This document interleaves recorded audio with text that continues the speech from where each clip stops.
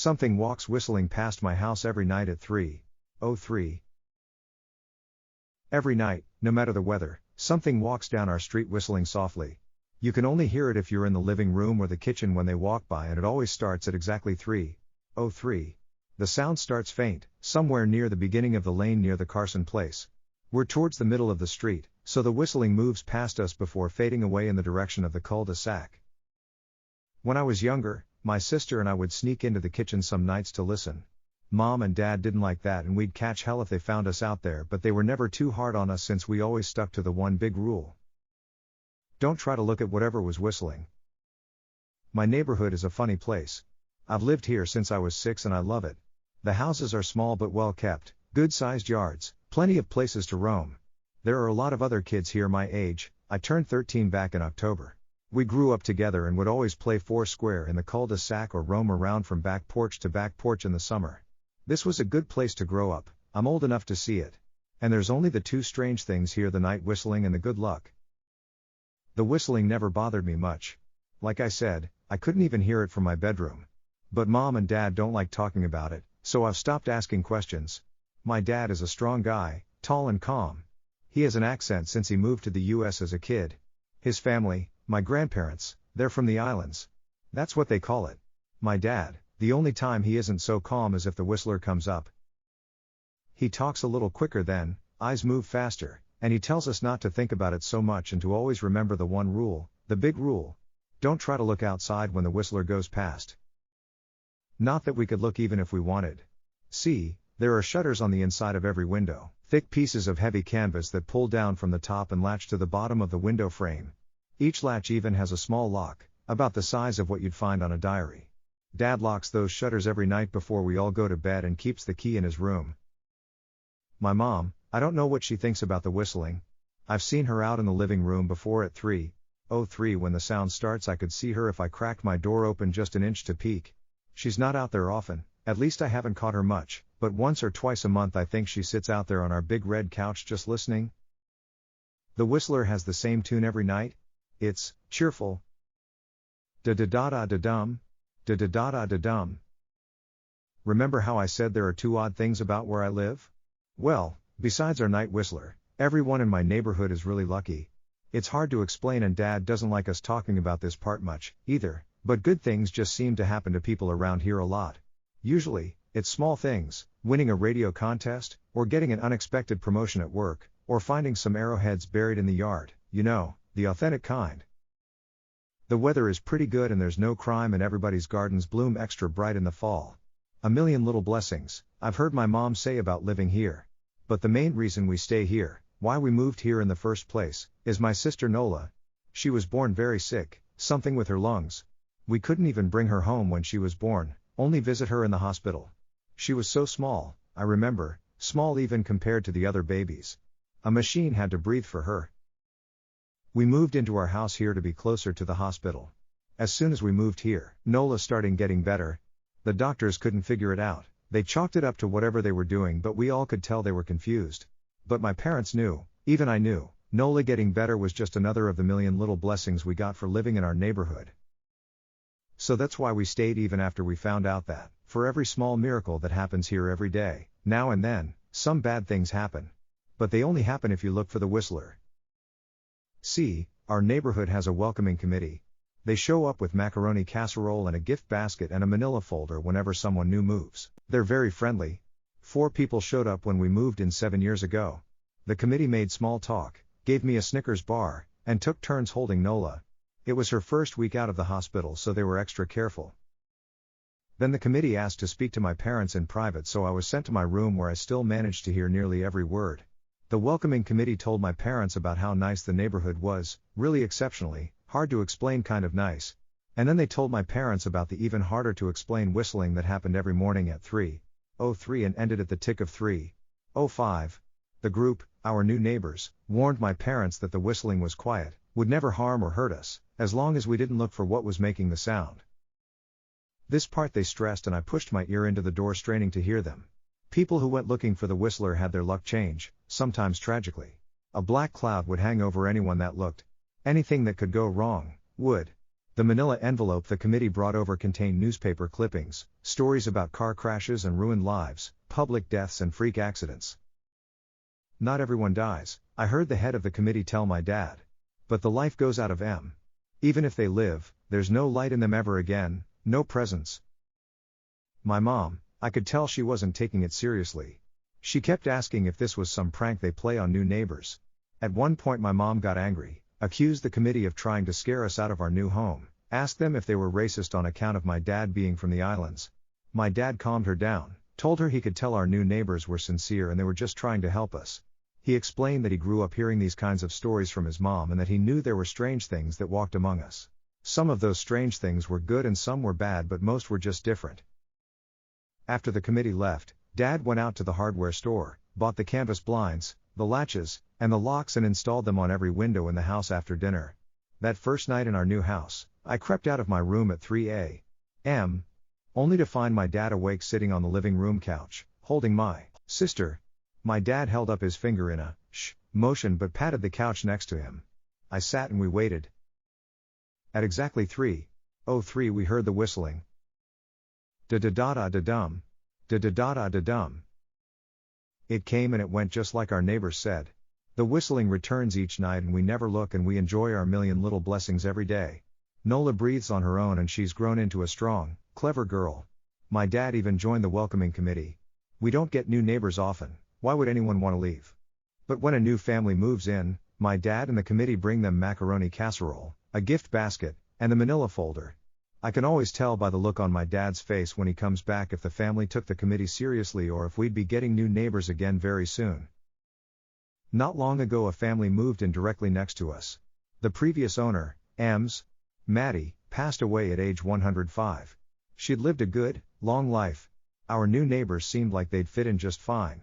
They believed the welcoming committee, took my dad's advice about the locking shutters since they had a young child of their own. Whatever newspaper clippings were in that manila envelope, whatever evidence, my dad never let us see.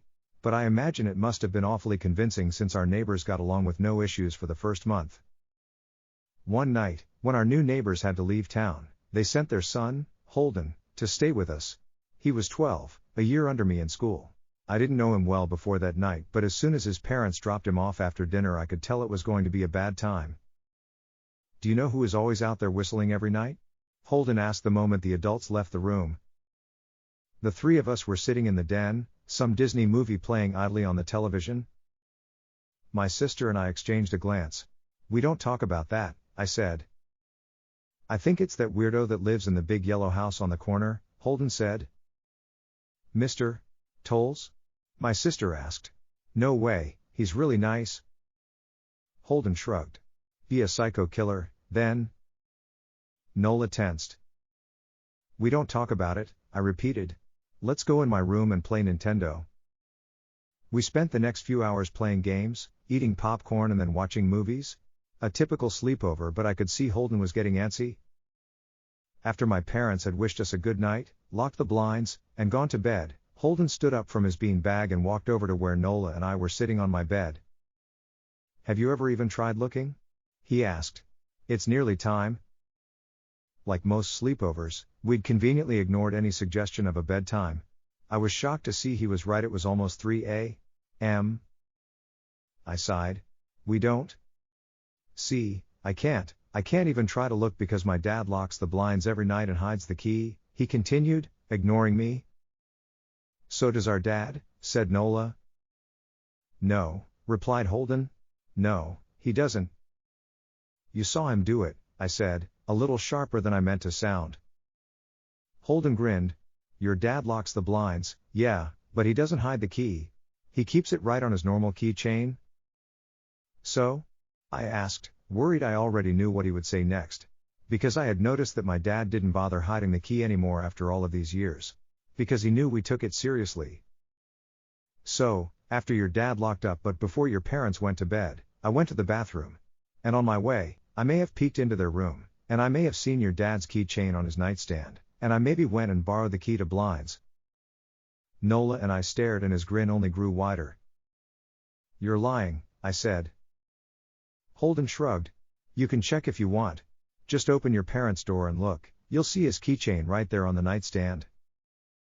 Stay here, I told both of them. Don't move a muscle.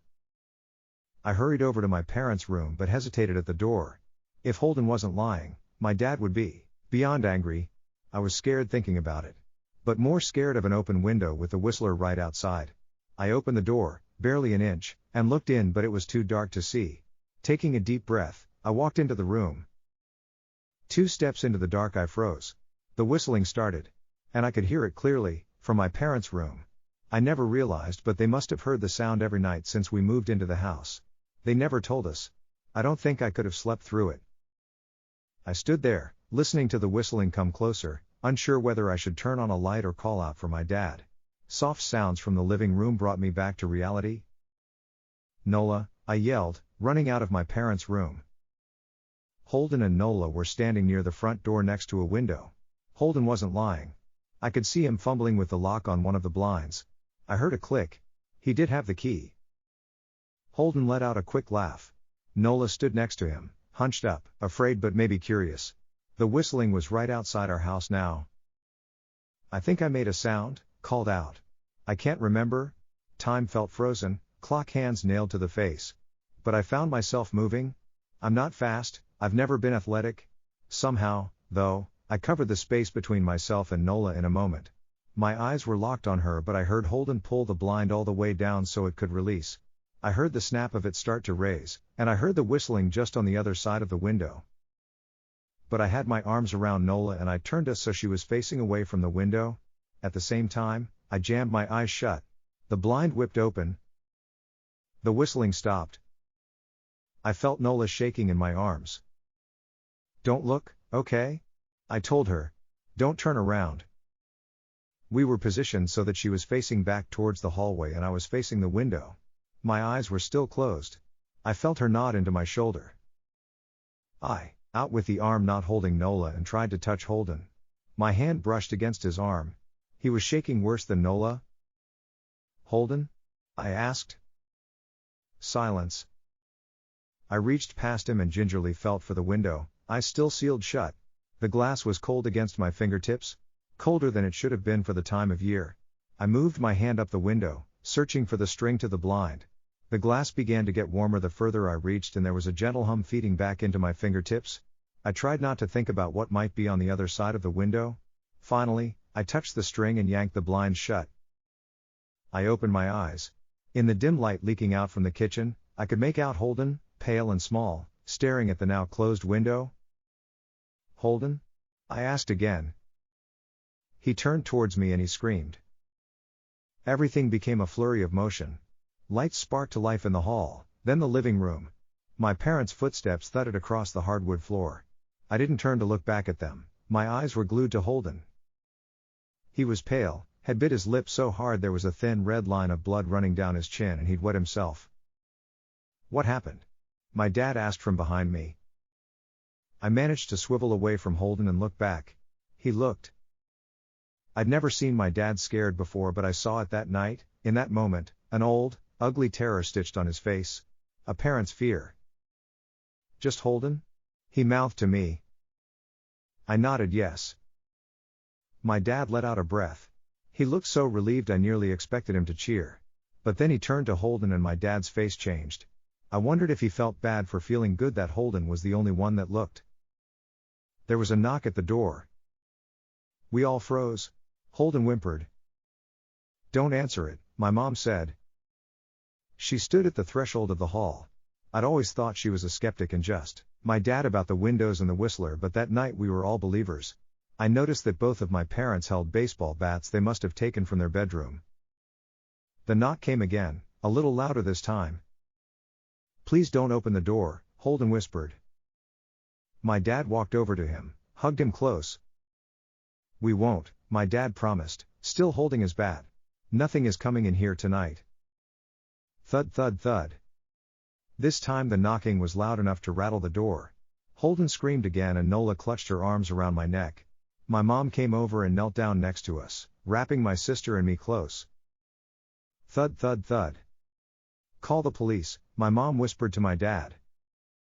The knocking instantly stopped. My dad looked over his shoulder at us. Do you think? He was cut off by frantic knocking that trailed off to a polite tap tap tap. Police, something said from the other side of the door.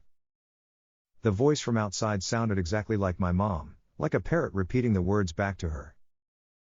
Police. Call. The police. Tap tap tap police. My mom pulled us closer.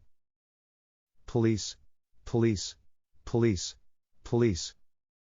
Please stop, I heard her whisper. I don't think calling them will help, my dad said. How will we know when they're the ones at the door?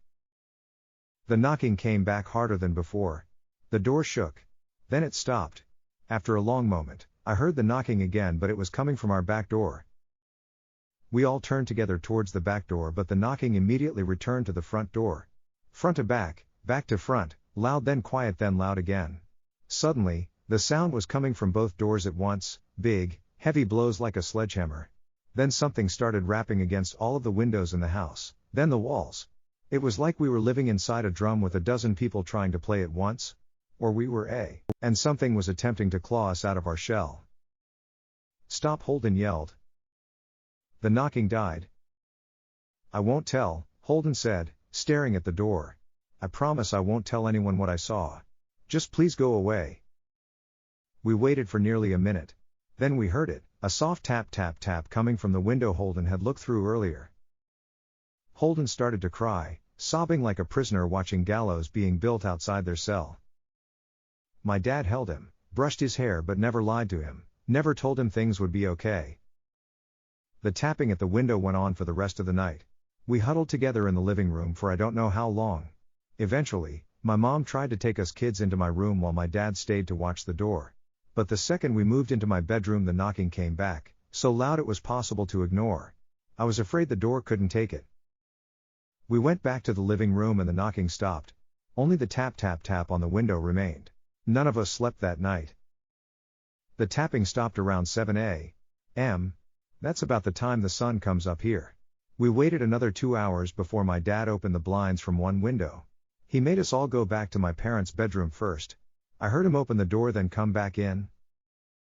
Okay, he told us. It's done. Holden's parents came back around lunchtime. My mom and dad walked Holden over to his house and they all went inside for quite a while. Nola and I watched from the window. She stuck to me the whole day, right at my side, sometimes holding my hand. When my parents came back they looked grim but wouldn't tell us what they said to Holden's family. It was a Sunday so we all spent the day together, ordered pizza and watched movies. That night everyone slept in my room, Nola and my mom in the bed with me, my dad in a chair he'd pulled over. There was no knocking that night or any night since. We didn't see much of Holden or his parents for the rest of that week, but by Thursday there was a moving in their driveway. Nola and I watched them packing up the whole afternoon after school. What sticks with me most is how tired Holden and his parents looked. All three had the same pallor, grim mouths and lightless eyes. Even from across the street I could tell something was very wrong. Holden and his family were gone before sunset. I remember what the original welcoming committee said to my parents when we moved in. Not everyone who looks at the Whistler dies, but even those that live have the light go out of them and the rest of their lives are full of misfortune. A million little tragedies. I think Holden's parents must have looked, either to comfort him if they didn't believe or share the burden if they did. I watch Nola some days, happy and young and alive, and I wonder if I'd been slower, if she'd looked out the window that night, would I have looked too? To comfort her? To share that burden? I'm glad I don't have to find out. We still live in that house, in that neighborhood. We still hear our Whistler walking past every night. The blessings, the luck, the good things here are too good to leave. But we're careful. We don't have friends over to spend the night anymore. And my dad hides the key to the blinds very, very well. Not that I've gone looking. Some things you just don't need to look for. X200B. GTM.